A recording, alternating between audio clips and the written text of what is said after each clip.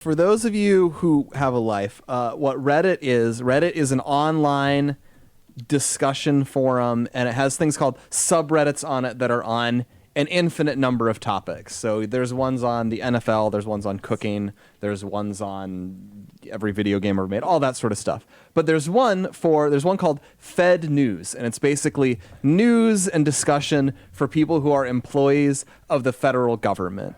And if you're not on Reddit, you're blissfully unaware of this, but there's kind of a stereotype of Redditors as a class. Redditors is what they call themselves, people on Reddit, that they're the people who are the most like unironic, true believer. Like the word NPC was created to describe the median Redditor. They get like the latest propaganda narratives downloaded into their brain. They're always freaking out about everything, like every bad thing that Trump, Hitler has done. All of that. Just every bad stereotype you could think of for them as like a kind of dim but very earnest liberal would apply to the median Redditor. And they did things. I remember, this is a great one. I'll confess, I would post on the subreddit for the NFL. Yep. And in 2021, players were missing games because they weren't getting vaccinated, and they made it, you got banned for life from the NFL subreddit if you questioned the need to mandate the vaccine. And so I got banned for life because I said I didn't think Kirk Cousins needed to take the vaccine. From the NFL too? Wasn't the whole appeal of Reddit? Wasn't the whole appeal of Reddit that it kind of flirted above 4chan and the more unregulated parts of the internet? Wasn't that the appeal, that it almost like semi-dipped into that, but it was kind of like the cross-section? I have a theory. Maybe I'm wrong, but... Well, I'll just answer Charlie's question quick. So it was like that. So Reddit was one of those ones, you might remember, it's so recent, really. Like 15 years ago, the left was very radically pro-free speech, especially in tech. So you had totally unmoderated Twitter, and you had Reddit was, in its early days, totally...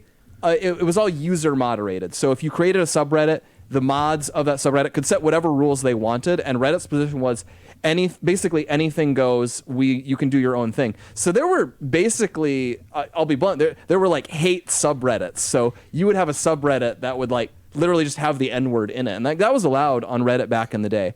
And then what killed this, it's extremely funny what killed it. There was an extremely popular subreddit, like with thousands and thousands of people on it, that was called Fat People Hate. Yeah. And they would post hatred of fat people and talk about all the fatties that they saw and all the problems they did and just relentless bashing. And this is what broke it, because all the hate ones had been like obscure ones that no one was on. But this was one of the most popular pages on the site, was bashing fat people. And if you were to look at it in today, it would feel so much, it was like a very early wave of what you'd call like the anti-woke backlash of like, all the fat acceptance stuff, they were just calling that all BS. We can say what's really going on here, all of that. Anyway, people freaked out, and it got so bad, they like fired their CEO and brought in a new CEO, and she banned Fat People Hate. And once they banned that, the dam broke, and they started banning all sorts of other stuff. And that kind of, it closed the Redditor mind, and it just became a much more lib groupthink site. The other thing that happened is transgender people became the mods of a bunch of subreddits and started policing. Well, so but we have to. So just in the interest of time, all the insanity of Reddit. What is this Fed News subreddit that has now sort of like really come to massive prominence since Trump took office? You should definitely follow Fed News. Everyone should follow and comment. You have to comment as well, because like what Blake is saying is exactly right. Reddit has become like Wikipedia, where all the mods are uber lib. So that's why you can get nothing through. People don't realize this. And Reddit, I actually have a theory. Reddit is awful today because remember Twitter in like 2010, 2008? Yes. Twitter in 2008, it was like 95% lib. And I actually think as people have, gone on Twitter and X, and it's become more balanced, that all those liberal S posters are now just exclusively on Reddit.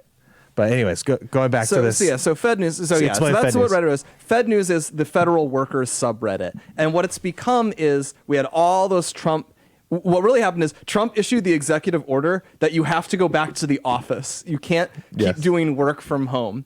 And this instantly turned into, like, they're going full Les Miserables. Do you hear the people sing? Absolute cataclysmic nuclear meltdown about the prospect of having to go back into the office.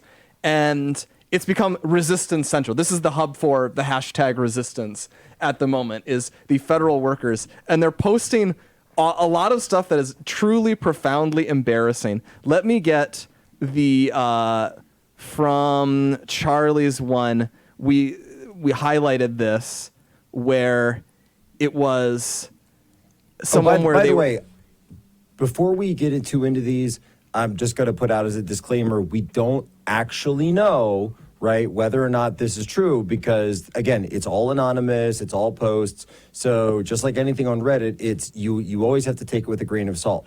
That being said, the amount of specificity on these comments and the sheer this has existed for years and years, and some of these users have been posting like this long before President Trump returned to office. So that's what gives it a level of credibility beyond just, say, going on 4chan where anyone can post anything. So this was one of the ones we highlighted. This was one of the top posts about a week ago or so, where this person was reacting to the return to work order. And so they say, and you have to read this in Maki voice, boycott using local businesses around worksite if forced back to office. For those that end up being forced back to their respective offices, I would avoid patronizing the local businesses in those areas. Bring your own lunch to avoid using the eateries and grocery stores.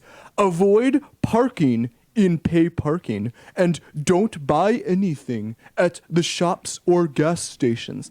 Which I think perfectly gets into the Redditor mind. Like, these people are extremely angry at the idea of having to work, but naturally the way they express this is, like, channel their rage into attacking ordinary people who have real jobs they have to go to during the day. Like, screw you, I'm not going to go eat at a restaurant. How dare you make me leave my house because productivity has completely crashed through the, like, bottom down into the basement ever since we got permanent COVID mode 4 years ago.